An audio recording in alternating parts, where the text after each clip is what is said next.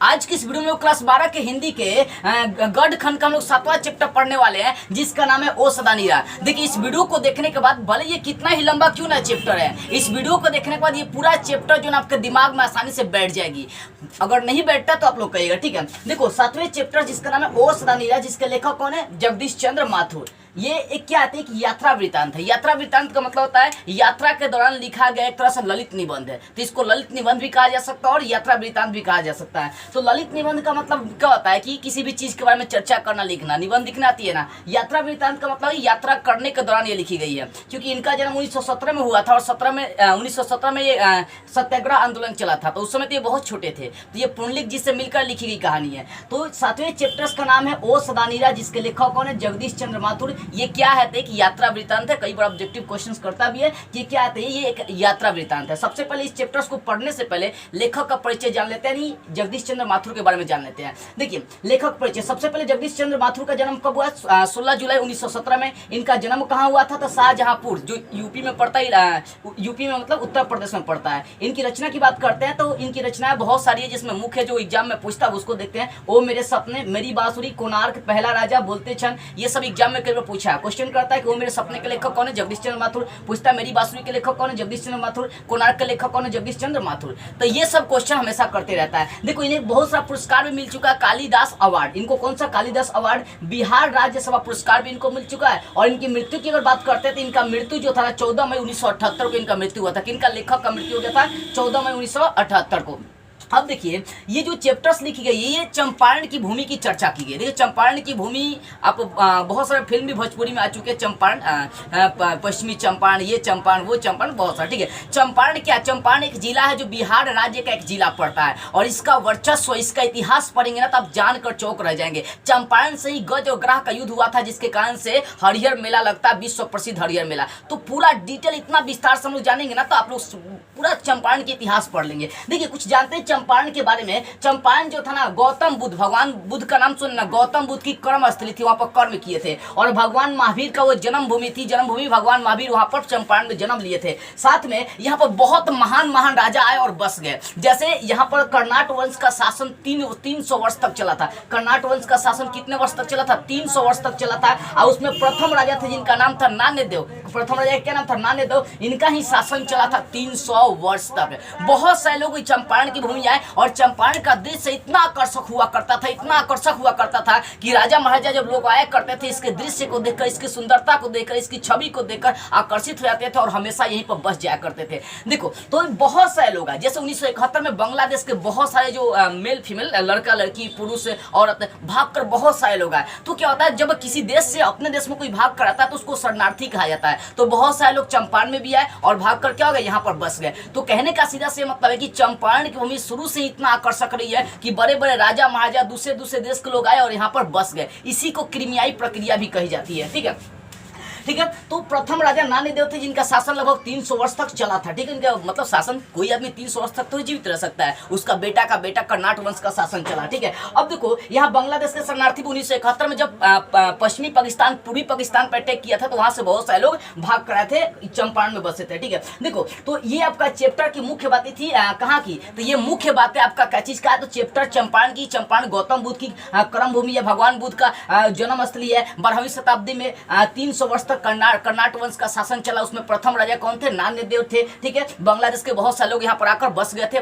वहां पर आगे क्या हो गया? बस गए। कहां से? बांग्लादेश से आकर चंपारण में बस गए। अब इसमें कुछ और चीज जानना जिसकी आगे चर्चाएं करेंगे कि अगर किसी अवस्था को दिखाते हैं, किसी अवस्था का अनुकरण करते हैं तो वो आपका कहलाता है नाट्य। मतलब किसी की अवस्था को दिखा दिए। मान ली नाटक आप देखिए ना, नाट्य मतलब होगा नाटक। तो किसी भी अवस्था को चित्रण कर देना, दिखा देना, वो क्या कहलाता है? नाट्य कहलाता है, ठीक है ना। तो आगे में जानना नाट्य क्या, तो जान लीजिए किसी भी अवस्था का अगर अनुकरण करते हैं तो नाट्य कहलाएगा। आप भाव को दर्शाने के लिए अगर किसी व्यक्ति का प्रयोग करते हैं, जैसे गाना मान लीजिए कोई आपका सैड सॉन्ग है, तो सैड सॉन्ग है तो सैड सॉन्ग के अनुसार आपको एक्टिंग करना पड़ेगी। नहीं सैड सॉन्ग पर जाकर हंसने लगे, एकदम ऐसे ही डांस करने, नहीं, गाना के अनुसार आपको भाव दिखाना होगा। तो किसी भाव को दर्शाने के लिए अगर किसी व्यक्ति का प्रयोग करते हैं तो उसको जानते हैं क्या कहते हैं? उसको कहते हैं, अगर भाव को दर्शाने के लिए किसी व्यक्ति का प्रयोग करेंगे तो उसको नृत्य कहते हैं। नृत्य का मतलब क्या हुआ? डांस कहते हैं, नृत्य कहते हैं, ठीक है। तो किसी व्यक्ति के अगर भाव को दिखाना है तो उसको क्या बोलेंगे? उसको नृत्य बोलेंगे। और उसी में अगर अभिनय दिखा दिया जाए, अभिनय मतलब क्या होता है?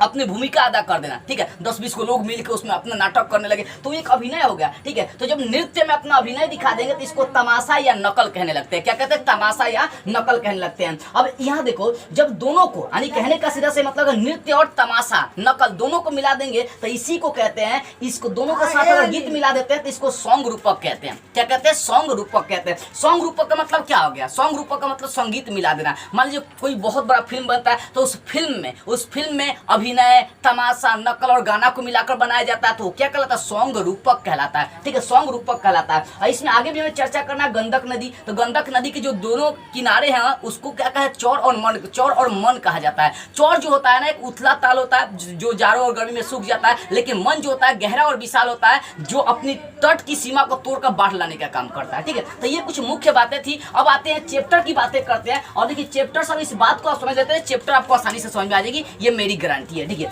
सबसे पहली बात इसमें चर्चा करना है, चंपारण का इतिहास जानना है। तो चंपारण का इतिहास इतना पुराना है कि दूसरे देश से लोग यहाँ पर आए और बस गए। दूसरे देश से लोग क्या हुए? यहाँ पर आए और बस गए। क्यों बस गए? क्योंकि यहाँ का दृश्य इतना आकर्षक हुआ करता था, इतना मनमोहक हुआ करता था कि लोग यहाँ पर आकर बस जाया करते थे। तो जब लोग बसते थे शादी ब्याह करके तो इसी प्रक्रिया को क्रीमियाई प्रक्रिया कहा गया।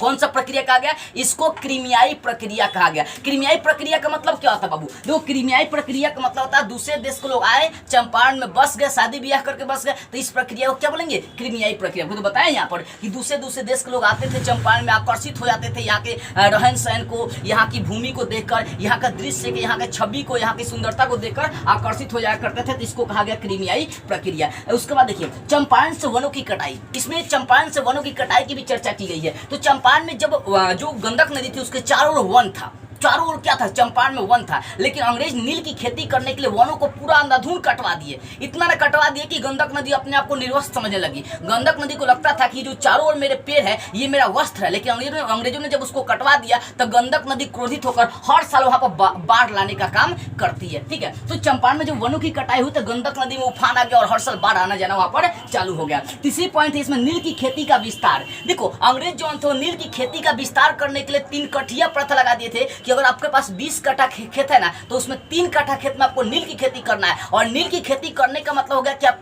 जितना कट्ठा में नील की खेती करेंगे उतना भूमि आपका बर्बाद हो जाएगा, बंजर हो जाया करता था नील की खेती करने के लिए, ठीक है। तो नील की खेती के विस्तार के लिए अंग्रेजों ने कौन सा नियम लगाया? 3 कठिया प्रथा लगाया था। 3 कठिया प्रथा का विरोध गांधी जी आगे आकर किए थे, ठीक है। आगे देखो नील की खेती कराने के लिए अंग्रेज जो थे वो छोटा नागपुर से भारे का मजदूर बुलाते थे जिसको धांगर कहा गया। कई बार एग्जाम में क्वेश्चन करता भी धांगर क्या है, तो धांगर छोटा नागपुर से बुलाया गया भारे का या किराए का मजदूर है जो नील की खेती करने के लिए बुलाए गए थे, ठीक है। चलिए अगला पॉइंट है 5वां, थारुओं के कला। देखिए बहुत सारे अलग अलग एरिया से चंपारण में लोग आकर बसने का काम किए। उसी प्रकार से थारू जाति के जो लोग थे वो चंपारण में आकर बसे। ये अपने आप को कहते हैं कि हम राजस्थान के रहने वाले हैं। थारू जाति का लोग मतलब क्या होगा? इनके पास अनेक कलाएं होंगी, अनेक कलाएं, जैसे नए नए औजार बनाना, हथियार बनाना, खुरपी, गरास, ये सब बनाना, अनेक कलाएं इनके पास थी। या तो खेत भी सोने की अलग अलग कलाएं थी इनके पास, इनके थारू जाति के पास। थारू जाति जो बंजारा लोग होते हैं ना उनकी चर्चा करिए, ठीक है। थारू जाति के जो लोग आप देखिएगा पहले के जमाने में जो औरतें हुआ करती थी वो अपने कपार पर खाना रखकर और चलकर अपने पति के पास खाना लेकर जाया करती थी जहाँ पति काम करता था, ठीक है। अचको मचको का नाम सुने ना, तो कहने का सीधा से ये मतलब है कि थारू जाति की जो औरतें हुआ करती थी वो अपने पति के लिए खाना लेकर जाया करती थी। तो ये थारू जाति के लोग थे जिनमें अनेक कलाएं विद्यमान थे। ये अपने आप को कहाँ के पूर्वज कहते हैं कि हम राजस्थान से हुए, हम में अनेक कलाएं हैं, हम टोटल जितने औजारे होते हैं सब अनेक दृश्य से बनाया करते थे। खेत सोनी का भी काम ये अनेक दृश्य से किया करते थे। अपने पति के लिए स्टाइल में खाना कपार पर रख कर ले जाया करते थे, ठीक है। ये थारू जाति के लोग थे। उसका 6ठा पॉइंट है चंपारण में गांधी जी का आगमन। देखो चंपारण क्षेत्र में जब 1915 में गांधी जी ये आपका दक्षिण अफ्रीका से वापस आए तो 1916 में लखनऊ समझौता हुआ। तब वहीं पर राजकुमार नाम का ये चंपारण का गया था और बोला कि बिहार में आइए और वहाँ पर आंदोलन चलाकर नील की खेती की जो प्रथा उसको खत्म करे, 3 कथिया प्रथा को। तो गांधी जी बोले कि ठीक है 1917 में हम आएंगे। 1916 में लखनऊ समझौता हुआ तो 1970 में आएंगे। क्योंकि इनका जो गुरु था गांधी जी का गोपाल कृष्ण गोखले, उसने क्या किया, उसने बोला कि आपको 1 साल 2 साल 1 साल कम से कम आपको किसी तरह का आंदोलन नहीं करना है। इसी कारण से गांधी जी 1917 में बिहार में सबसे पहला सत्याग्रह चंपारण में चालू किए जिसे चंपारण सत्याग्रह कहा गया। और कब हुआ था? तो ये 1917 में इनका चंपारण सत्याग्रह चालू हुआ था, ठीक है। गांधी जी आए तो अंग्रेजों के 3 कठिया प्रथा का विरोध किए और विरोध करके नील की खेती का जो विस्तार था उसको खत्म करा दिए। उसके बाद चंपारण में 3 जगह जगह इन्होंने विद्यालय की स्थापना करवा दिया, बरहरवा, मधुवन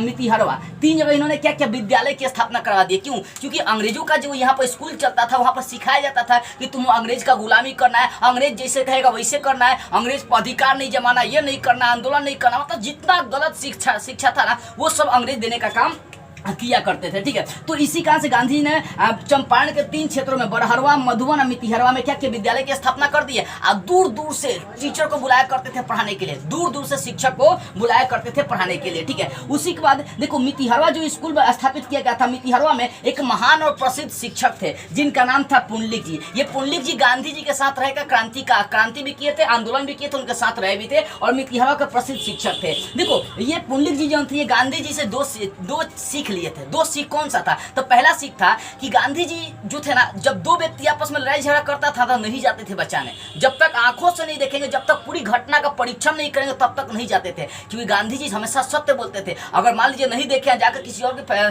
पक्ष में फैसला सुना दिए तो भैया इनका तो सत्य और हिंसा का नारा टूट जाता। इसी कारण से गांधी जी की ये सीख थी कि 2 व्यक्ति के बीच में हम तब जाएंगे जब उसका जांच परीक्षण करेंगे, जब आंखों से देखा रहेंगे। तो पुंडलिक जी पहला सीख ये लिए थे कि 2 व्यक्ति के विवाद में तब पड़ना चाहिए जब हमें पता हो उस विवाद के बारे में। दूसरी सीख ये पुंडलिक जी लिए थे कि हमें किसी भी चीज का डटकर सामना करना चाहिए, निर्भीक होकर सामना करना चाहिए, स्वाभिमान से बड़ा कोई चीज नहीं होता। पुंडलिक जी सीखे थे। देखिए कैसे, तो पुंडलिक जी जब स्कूल में पढ़ा रहे होते मितिहरवा के स्कूल में, तो वहाँ पर अंग्रेज अफसर आता। और पहले के जमाने में नियम था कि अगर आपके स्कूल पर अंग्रेज अफसर आ गया तो शिक्षक दौड़ के जाएगा और अपना हाथ फैलाएगा और उस हाथ पर अंग्रेज अफसर अपना पैर रख कर घोड़ा से उतरेगा। ठीक है ना, ये नियम था। तो पुंडलिक जी क्या बोले, जब इनके पास आकर कोई लोग बोला कि अंग्रेज अफसर आए, जाके उनका पैर अपना हाथ पसारे ताकि वो अंग्रेज अफसर उतर सके, तो इन्होंने बोला कि जाओ हम नहीं उसके पास जाएंगे, वो का कलेक्टर है चाहे क्या है, नहीं जाते हैं। तो अंग्रेज अफसर क्या होता है, गुस्सा हो जाता है और गुस्सा होने के बाद इनको वहां से सस्पेंड करवा देता है, किसी और जगह ट्रांसफर करवा देता है। ठीक है, तो अंग्रेज अफसर का विरोध किए थे, निर्भीकता सीखे थे, स्वाभिमान से जीना सीखे थे गांधी जी के द्वारा। ठीक है, और साथ में लेखक जो जगदीश चंद्र माथुर, इनका भी मुलाकात हुआ था किनसे, पुंडलिक जी से।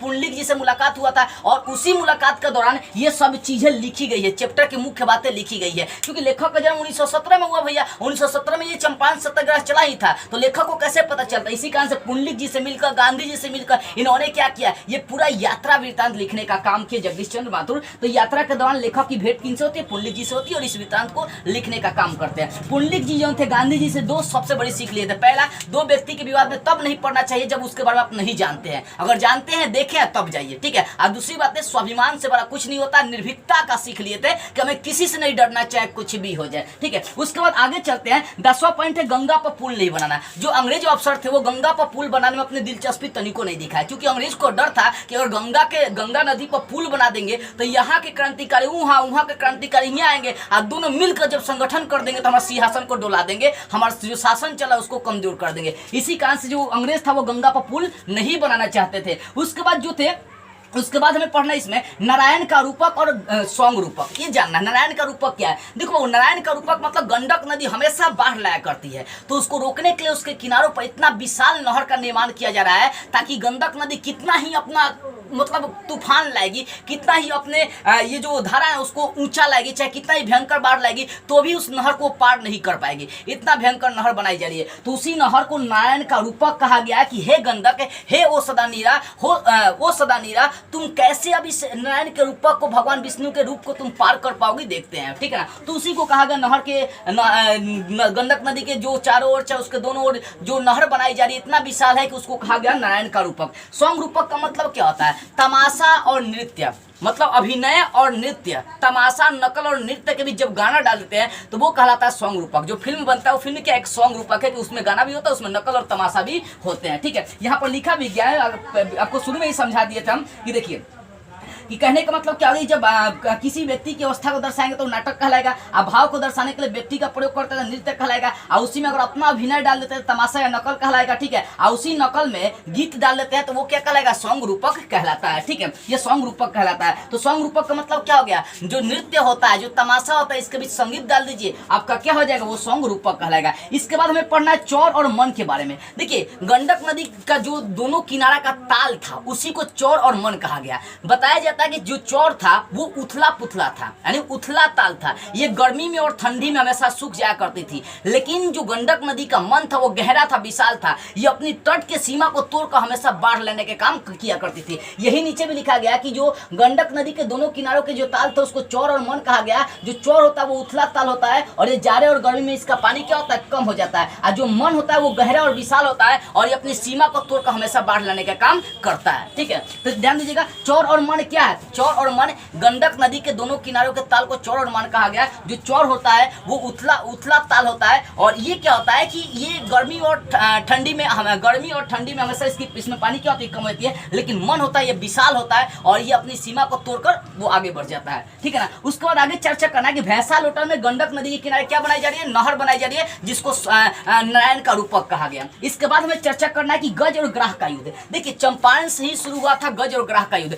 चंपारण का जो भैंसा लोटन एरिया पड़ रहा था वहीं से चालू क्या हुआ था, गज और ग्राह का युद्ध हुआ था। तो चंपारण के भैंसा लोटन से जब ये गज और ग्राह का यानी हाथी और ये आपका घड़ियाल का युद्ध चालू हुआ था, हाथी और मगरमच्छ का युद्ध जब चालू हुआ था, तो ये भैंसा लोटन से होते हुए, पटना से होते हुए ये सोनपुर के हरिहर मेला यानी हरिहर क्षेत्र में जाकर ये युद्ध समाप्त हुआ था। जब आपका ये जो मगरमच्छ था, ये मगरमच्छ हाथी पर मतलब से भारी पड़ने लगा, क्योंकि युद्ध बहुत भीषण हुआ था इन दोनों के बीच। तो हाथी जो था वो भगवान विष्णु का गुहार लगाया, तो भगवान विष्णु प्रकट होते हैं और चक्र से लेकर काट देते हैं किसको, तो मगरमच्छ को। आज भी जाइएगा तो हरिहर मेला में, चाहे आपका सोनपुर में, इसका हमेशा मूर्ति बना हुआ है। मूर्ति बना हुआ किस तरह से हाथी और ये आपका ग्राह लड़ रहा हुआ है, गज और ग्राह किस तरह से लड़ रहा है और भगवान विष्णु किस तरह से प्रकट हुए और चक्र से आपका मगरमच्छ का क्या कर रहे हैं, गर्दन काट देते हैं। तो ये युद्ध हुआ था भैंसा लोटन से, चंपारण के भैंसा लोटन से शुरू हुआ और कहा तो पटना होते हुए, सोनपुर होते हुए हरिहर क्षेत्र में युद्ध समाप्त हुआ। भगवान विष्णु इस युद्ध को क्या किए, समाप्त कर दिए। तो यही थी आपकी चैप्टर की मुख्य बातें। अगर ये 13-14 पॉइंट के आधार पर अगर आप इस कहानी नहीं, इस यात्रा वृत्तांत को आप समझते हैं तो ये चैप्टर आपको आसानी से समझ में आ जाएगी, कहीं दिक्कतों का सामना नहीं करना पड़ेगा। एक बार इसका स्क्रीनशॉट आप लेना चाहते हैं ले सकते हैं, वीडियो क्वालिटी थोड़ा सा हाई करके आप देखिएगा। ठीक है, इसी आधार पर आपको चैप्टर समझना है, क्योंकि लंबा चैप्टर है, कहानी होती है तो आदमी कहानी पढ़ा देता है, लेकिन ये कहानी नहीं, यात्रा वृत्तांत है। तो इस पॉइंट के आधार पर हम लोग समझ सकते हैं इस पूरे कहानी को। ठीक है, मुझे विश्वास है कि ये चैप्टर आपको समझ में आ गई होगी। तो इस वीडियो को जितना हो सके सभी लोगों के पास आप शेयर कर दीजिएगा।